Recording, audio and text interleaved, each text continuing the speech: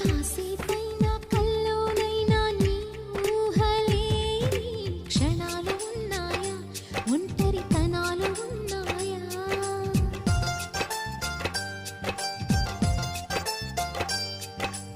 ఏం చేస్తున్నా ఎటు చూస్తున్నా ఈ రూపులోనే ప్రతిదీ చూస్తున్నా నిన్నే ప్రపంచమంటున్నా. మమతలు చిందిన మధువుల విందుకు అతిథులుగా ఆహ్వానిద్దాం ఆరారు కాలాలని.